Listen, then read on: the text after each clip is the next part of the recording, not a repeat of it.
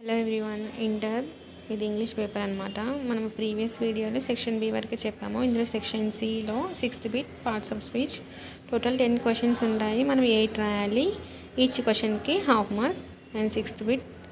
ఓకేనా. ఇప్పుడు మనము 7th బిట్ కూడా సేమ్ అంటే fill in the blanks. 8th ఏమో ఎనీ 8 ప్రిపోజిషన్స్ రాయాలి. ఓకేనా. 10 బిట్స్ ఉంటాయి. సో అది కూడా అంతే హాఫ్ మార్క్. 9th కూడా సేమ్ వెబ్స్ అనేది రాయాలి, బ్రాకెట్లో ఉంటుంది. 4 క్వశ్చన్స్ రాయాలి, ఈచ్ వన్ 1 మార్క్.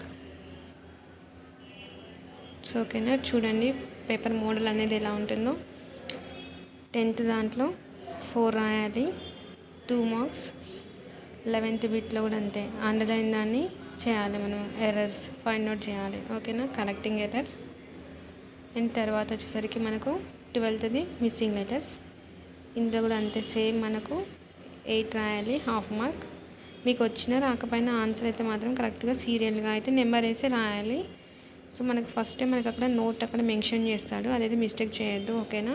సేమ్ అన్నిట్లో అంతే 8 రాయాలి, హాఫ్ మార్క్ అలా ఉంటుంది. నెక్స్ట్ దాంట్లో 4 రాయాలి.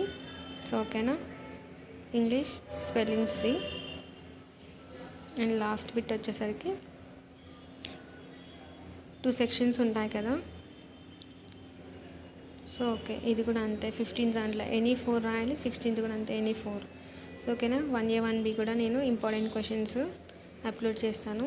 సో ప్లీజ్ సబ్స్క్రైబ్ చేయండి. అండ్ ప్రీవియస్ కూడా పేపర్స్ కూడా అప్లోడ్ చేస్తాను.